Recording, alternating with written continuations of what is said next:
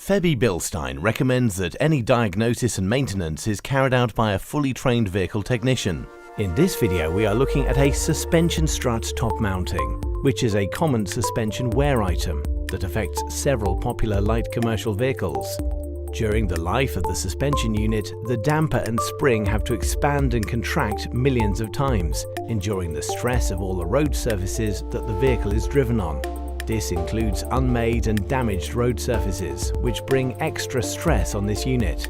Worn steering and suspension components can cause issues, such as knocking or creaking noises over uneven road surfaces, as well as vague steering and handling and uneven tyre wear.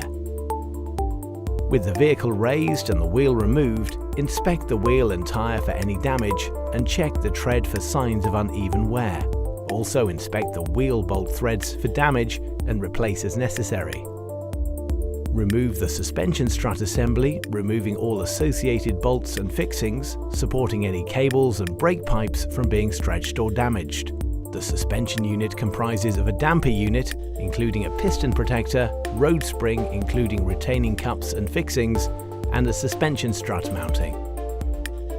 With the strut removed, disassemble the strut assembly and inspect all components. The suspension strut top mounting is a bonded rubber bush, which is mounted to the top of the damper and fixes it to the vehicle's chassis. This is an integral part of the suspension strut assembly. The strut mounting acts as a coupling to the spring and shock absorber, connecting it to the body. The damping force is absorbed separately within the mounting, which in turn insulates the vehicle's body from suspension and road noise. If this part becomes worn or damaged, it reduces the suspension unit's operation. As an example, a cutaway sample has been prepared to show the built-in strength of the reinforced Febi strut top mounting. The suspension strut is reassembled with the new mounting and bearing in place.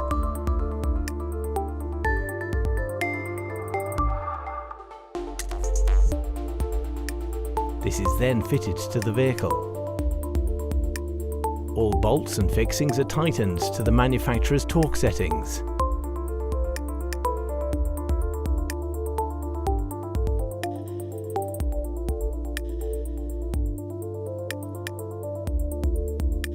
After replacing any steering or suspension component, it is advisable to check the wheel alignment against the manufacturer's settings and adjust as necessary. Once all parts are fitted, lower the vehicle.